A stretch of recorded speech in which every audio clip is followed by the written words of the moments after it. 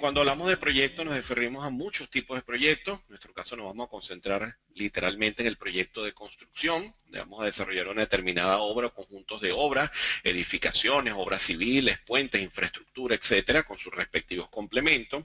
Y dentro del proyecto de construcción existen diferentes fases. Existe una definición que no es necesariamente el alcance del proyecto, como veremos en un momento, sino que simplemente la definición básica del proyecto que nos lleva a una planificación. Y vamos a estar oscilando entre definición y planificación para poder definir las etapas, las subetapas y a partir de allí poder hablar realmente de un alcance del proyecto. Cómo es el diseño de ese proyecto, cómo pasar a una fase ya de procura, una fase de construcción, es decir, que vamos a estar rondando en diferentes fases del proyecto para poder hacer la gestión integral del mismo. Entonces, cuando nos referimos a una planificación, vamos a evaluar principalmente lo que debe hacerse, cómo hacerse y el orden lógico en el que vamos a hacer las cosas. Nos tenemos que referir a una programación como una técnica, un conjunto de técnicas donde podremos asignar recursos. Cuando nos referimos a recursos, nos referimos a tiempo, dinero e incluso vamos a ver otra variante de recursos también muy interesantes que podemos tomar en cuenta en el desarrollo del proyecto.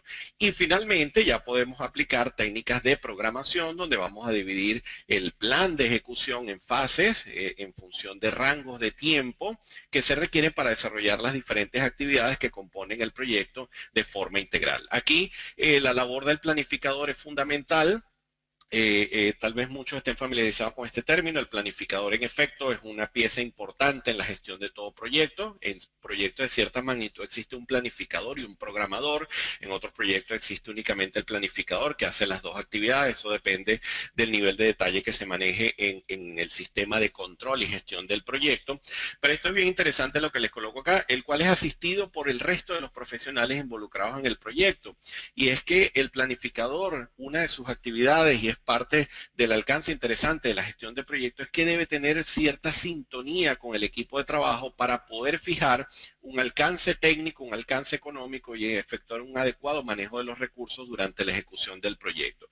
No se trata de ser un gerente carismático ni nada por el estilo, pero sí debe existir un acople bastante adecuado con el equipo de trabajo, porque si no, la información puede comenzar a sufrir problemas de retrasos y en función de eso vamos a tener debilidades en nuestra planificación y nuestro esquema de ejecución.